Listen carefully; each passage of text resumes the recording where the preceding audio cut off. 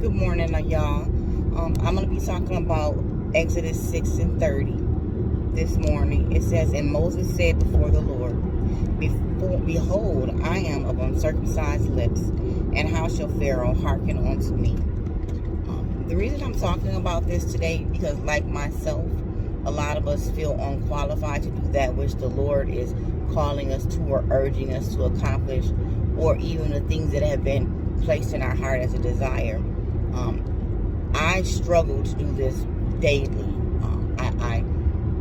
I don't believe, just like Moses had a speech impediment, I don't believe that I don't speak properly. I don't speak in a manner in which I can catch people's attention. I don't like the sound of my voice. I don't like the look of myself on camera. It makes me feel very insecure. Moses felt that he didn't meet up to the standards to deliver the word of God, to encourage and change the Pharaoh's heart on behalf of the Lord. But I'm here to say that no matter how insecure we feel, or no matter what worldly standards we've set to have to accomplish something, none of that matters as long as you see God as your source. Even if you fumble at doing what you're trying to do, you'll gain from it. You'll learn from it. It'll be an advantage. As God has led you to it, He'll lead you through it. We all know that. Even if He hasn't, you'll be presented because you're doing it with a whole heart, because you're doing it because with purity. You're going to be presented with opportunities to learn and to grow. It may not necessarily be the accomplishment that you've set as a goal. It may be there for you to reach a different goal.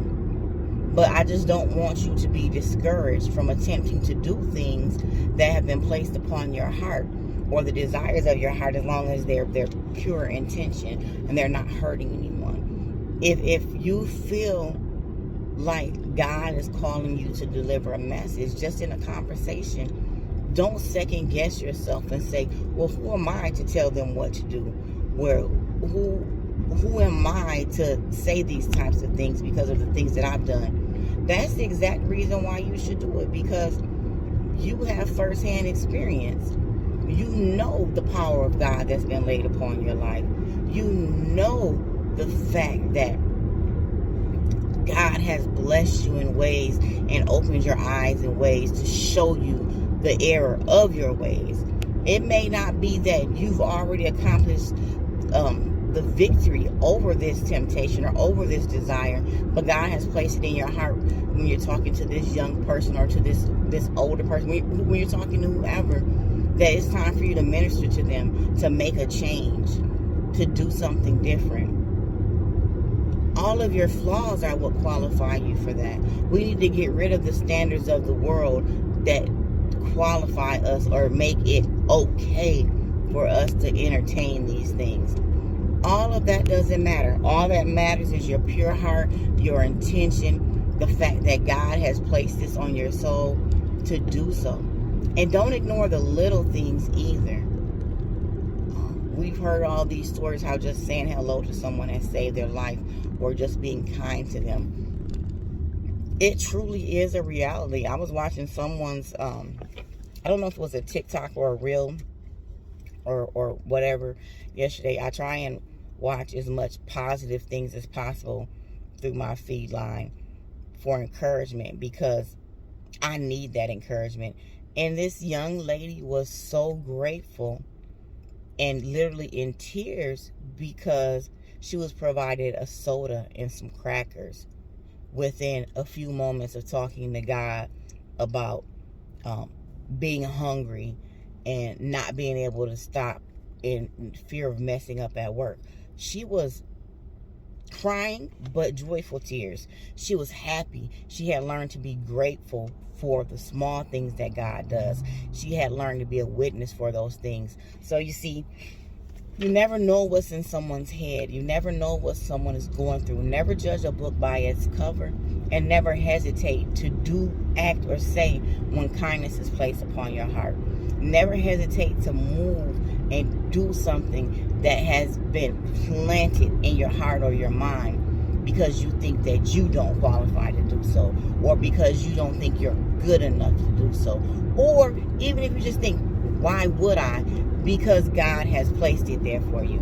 You're going to be wonderful at it. You're going to achieve exactly what he needs you to achieve. Reaching one could reach thousands. It does not matter. Accomplishing a personal goal of your own could make you feel like it's a whole new world out there for you. Reaching a goal of your own, or going through the process of reaching that goal that you set, can lead you to the correct path that God has laid out for you. We've taken so many twists and turns because we do so many different things outside of the path of God. When you follow your heart, when you follow his directions, just as Moses did, and the people ended up being freed. Yes, he worked with his brother Aaron, but he followed the commands of God. He turned a stick into a snake. He softened Pharaoh's heart. The man with the speech impediment, the man with the poor verbal communication, the man who thought, I have no way of convincing this man to do the right thing. I am not qualified to encourage anyone to do what God has wanted them to do. But guess what? He freed a nation. He led them through victory. He was there and communicated with them during the biggest times of their doubts. He was there as their human, I don't want to say leader because I hate that word, but he was in a role of leadership over all of those people who were released from the Pharaoh based off his unqualified word. Why? Because he followed God's heart. He followed his heart. He let the Lord lead him. He trusted in him. All the things that you go through in life, all of these experiences that we regret, all of these experiences that we feel are way too much, those things are exactly what make us who we are. It's not a prison sentence. It's a present. It's a presence of strength. It's a presence of endurance. It's a presence of experience. It builds you. It molds you. Don't look at your past as a prison sentence. Don't look at your past as a determination that you are that type of person. Look at your past as a stepping stone into your future. Everything you experience, I promise, is going to build the new you. It's going to develop the specialness in you that you need. That saying that if God leads you to it, he'll lead you through it. In my life experience, it is true. My house was being sold. Had to move. During the time right after the pandemic, the area that I live, it was also a very expensive time to move because we have a lot of tourists that come in. So those prices go up. I did not want to pay $2,500 to rent someone's home. I was looking at apartments that were smaller but just big enough for my family, and they were upwards of $2,100 and up. I didn't qualify for those things. My husband didn't qualify for those things. But God provided us a home that's ours. That rent was like, oh my God, or it's not even rent. You see how I'm stuck in a pattern? But God has made a way, and we're still in this home, and he continues to bless us and make a way. And when I tell you it has not been us, it has not been us. God will do it if you're obedient. Throw away the preconceived ideas of, I don't qualify, my credit ain't good enough, I ain't good enough, there's no way I can do this job, and do the job. Just look at it as being faithful to God. If it fails, so what? You did your part, what you were supposed to do, and whatever God is trying to accomplish will be accomplished. Have a blessed day, and thank you for joining Miss Keisha at Journey of the Word Ministries, home of every name known to God, where all our worship, we're all our welcome, and we're nurturing relationship over religion. I truly hope you enjoyed today, and I hope you have a blessed rest of the week. Thank you.